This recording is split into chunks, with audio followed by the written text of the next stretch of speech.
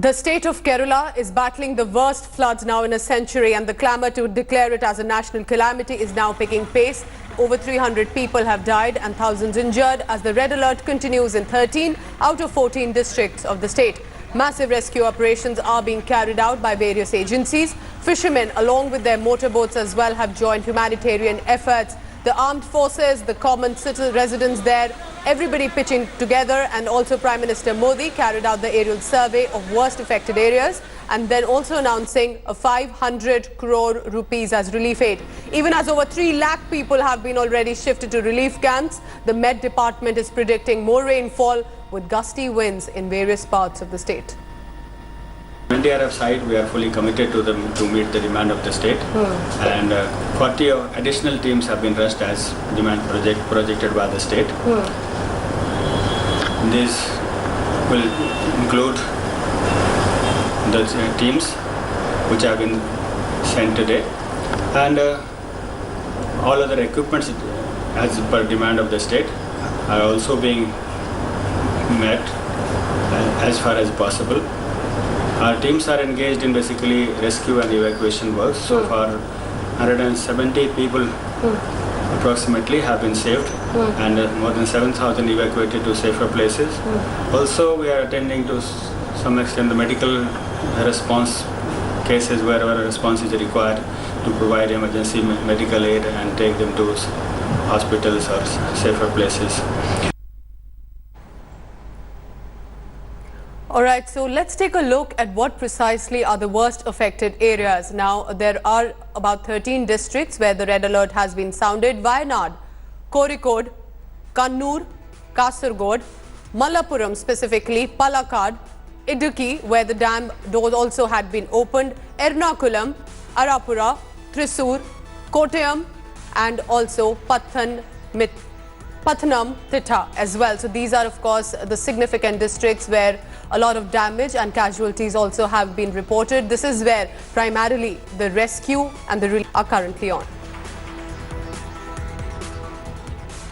Devastating floods have killed 164 people in 9 days, taking the death toll total to 324. That's a massive number, and thousands have also been left homeless. Red alert has been sounded in these 13 districts specifically, with the state now bracing for heavy rainfall in the next few days. Kochi Airport has been ordered shut till 26th August as teams of Army, Navy, Coast Guard and the NDRF as well continue with their rescue and relief operations. Take a look at this ground report.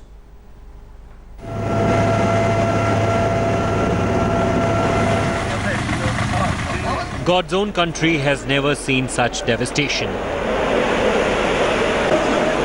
Never before have rains and floods caused such havoc. Non-stop rains since the last 9 days have already displaced tens of thousands. In the 13 of the 14 districts of Kerala, life has been crippled because of the surging waters from swollen dams and rivers. The floods have reduced serene, placid Kerala into one big swamp of misery.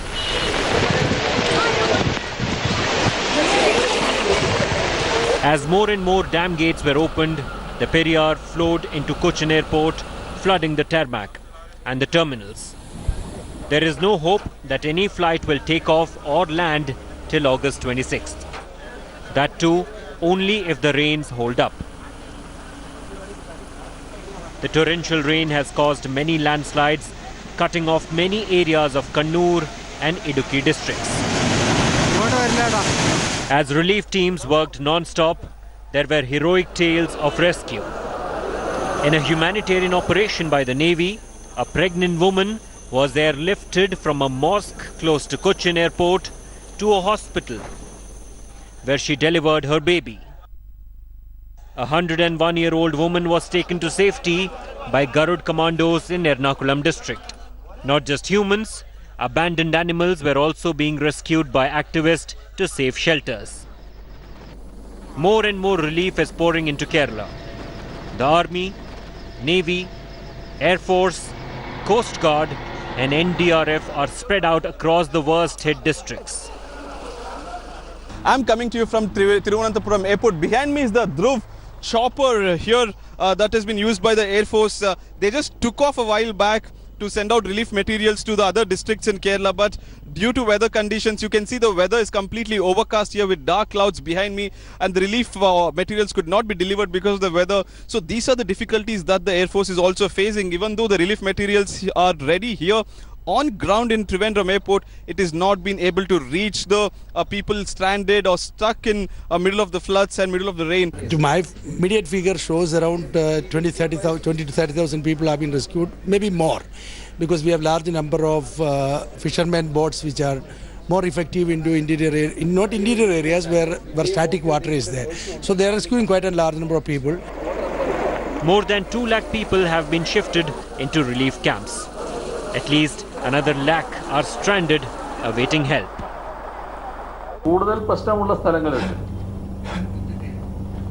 അപ്പോൾ അത്തരം പ്രദേശങ്ങളിൽ നിന്നും അത് ഉൾക്കൊള്ളുന്ന ജില്ലകളിൽ നിന്നും ഓരോ മണിക്കൂറിലും വിവരങ്ങൾ ലഭ്യമാക്കണം എന്ന നിർദ്ദേശം നൽകിയിട്ടുണ്ട്. There has been no pause in the rain, said to be the worst in 90 years. The next few days are critical. The Met Office is fearing the worst, which could only mean more devastation, more misery. With Shalini Lobo in Alua, Gopi Krishnan Unnithan in Ernakulam, and Nagarjun Dwarkanath in Thiruvananthapuram, Bureau Report, India Today.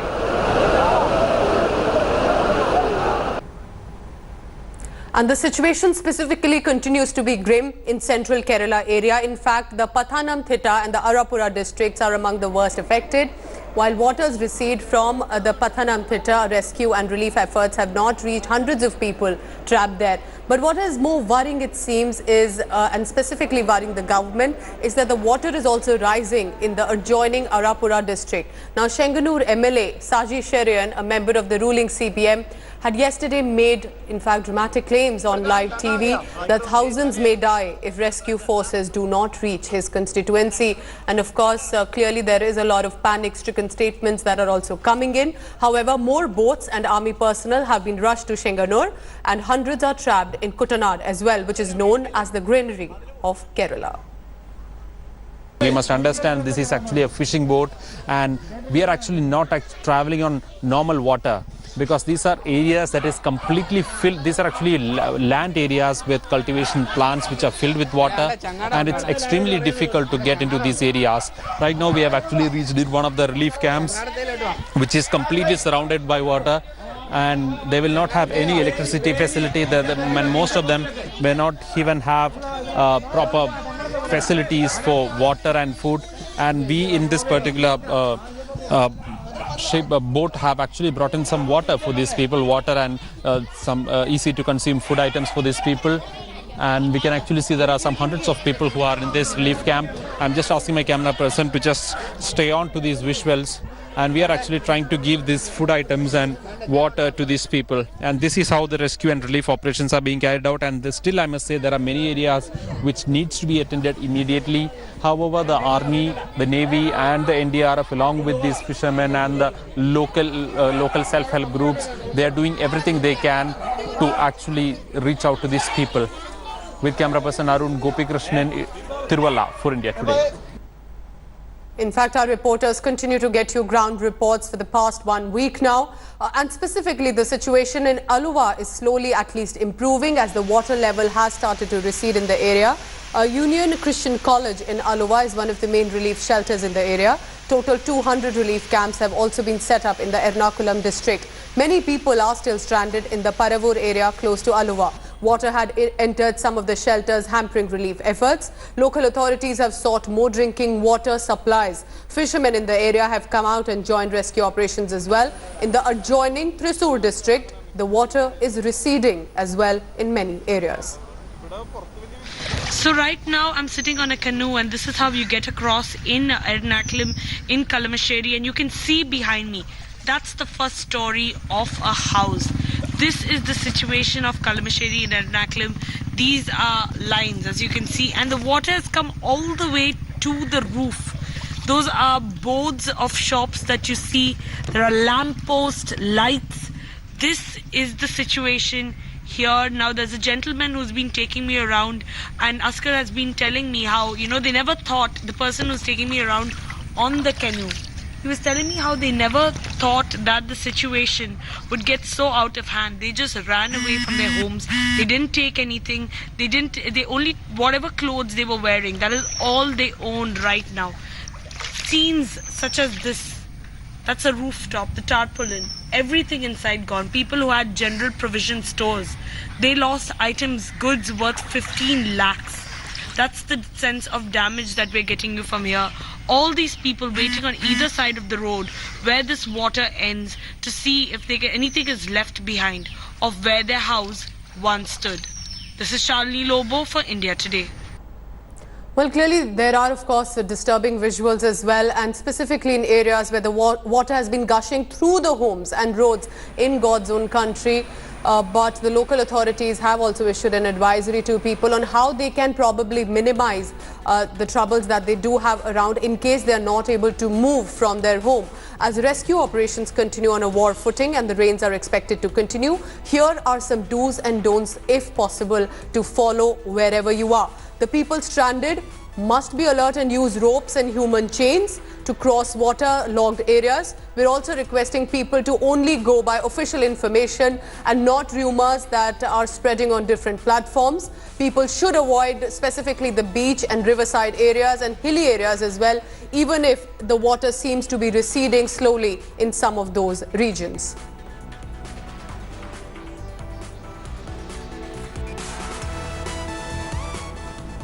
Even though this is a tragedy that has concerned the nation, politics over relief has now erupted. Now, first, Kerala Chief Minister Pinarayi Vijayan has claimed that the state has incurred a loss of over 19,000 crores and that the centre should allot 20,000 crores to the state as against the 500 crores promised by the Prime Minister. But speaking to media persons after the aerial survey of the PM, Vijayan has now said that the union government has assured all help to Kerala. Meanwhile, Kerala's leader of opposition, Ramesh Chennithala, has blamed Vijayan government for not asking for enough relief for state in the first place. The centre is also facing flack from the Congress party. Congress President Rahul Gandhi has slammed the union government for not declaring Kerala floods as a national disaster. നേരത്തെ പ്രഖ്യാപിച്ച സഹായത്തിന് പുറമെ 500 കോടി രൂപ കൂടി ഇപ്പോൾ സഹായമായി പ്രഖ്യാപിച്ചിട്ടുണ്ട്. ഇന്നത്തെ അടിയന്തര ആവശ്യം കൂടുതൽ ഹെലികോപ്റ്ററുകളും ബോട്ടുകളും മറ്റ് സുരക്ഷാ ഉപകരണങ്ങളുമാണ് എന്നത് ഞങ്ങൾ അദ്ദേഹത്തോട് പറയുകയുണ്ടായി. ആവശ്യമായ നടപടികൾ സ്വീകരിക്കുമെന്ന് അദ്ദേഹം ഉറപ്പ് നൽകിയിട്ടുണ്ട്. 500 crores is a welcome step, but it is not adequate. We want more help. I thought that the Prime Minister will announce 1,000 crores as the first installment. See, the depth of this case is this flood situation is very grave. Even now people are isolated in various areas. Kerala has to be reconstructed. So the total loss as we estimated is more than 25,000 crores. I feel that now thousands of people are in that relief camps. They are also facing a lot of problems. So I feel that government has to come forward, central government has to come forward with more aid. Floods do happen. It's not only happens in India, it's happened in a big way after a tornado in the United States. It's happened in China. And I think the central government is doing its best. And now, of course, we will know how much work has been done on the municipality level by the various governments of Kerala. In fact, it is also important to tell you that not only Kerala but neighbouring Karnataka as well is also facing heavy rainfall that has wreaked havoc in several districts. So far, 6 people have died already and more than 11,000 houses have been damaged in rain-related incidents. Chief Minister H.D. Kumaraswamy, who took an aerial survey of flood-affected Kodagu district, said that banks have been asked to stock up cash in the ATMs. More than 1,000 security personnel, including the NDRF, Navy, Army, Fire Department and the Home Guard teams are involved in the rescue and relief. Over 800 people have been rescued and brought to safety. 17 relief camps have been set up to provide shelter. Several districts of coastal and Malnad regions of the state like Dakshina Kannada, Udupi, Chikmagaluru, Kodagu, parts of Hassan and Uttar Kannada have also been facing the brunt of incessant rains in the last few days. Well, we are right now in a shelter home in Madikeri. This is the Maitri Hall. In fact, close to 400 people who have lost their homes are all present over here. In fact, once they are rescued, they are brought to this particular place. So you can just take a look at the number of people over here. 400, close to 400 is the number. The officials tell us that they expect a lot more people to actually come over here, considering that there's a lull in the rains as of now. So initially on one side, people come over here, they register them. And beyond, clothes are also being distributed. A lot of people have actually come and given their extra clothes so that those who have lost all their clothes, who do not have anything, who have actually been rescued with what they were wearing, can come. On another side over there, there's a lot of registration also going on of those who have lost everything, from which villages they belong to and what do they need. Apart from that, whenever shelter homes are set up, there is also always the need for food and also medication. Here you have doctors doing that. In fact, most of these doctors have come here on their own. We have with us Dr. Rahul, who is a volunteer doctor. Tell us what exactly is the situation here. Exactly, people are pouring in amounts. From yesterday, the number has increased actually. More number of people are coming, more casualties are occurring. We're actually providing primary care here along with basic medications. Many people are chronic diabetics, hypertensives here, have lost their drugs at their home. They are coming here. We are providing all the chronic medication drugs also. How are you managing with the medicines? Because I see people have come with nothing. Most of the shops are shut. The roads are blocked. How are you getting the medication here? The medication, actually, the DHO, we have the health office, government health office provides most of the care. We are from JSS Medical College, our health organization. We also brought our medication. Rest any serious cases, we are referring to the government hospital here. Mainly, our aim is to stabilize and provide as much as care possible for us. How many people have you treated so far since the time this shelter was open? Around 60 to 100 people. We have 100 people from yesterday we have treated. This remains our top story and we will continue to get you ground reports on the same. Thanks for watching the video. For more such news and updates, please like, share and subscribe to India Today. Also check out our other great videos from our channel. We know you would love to.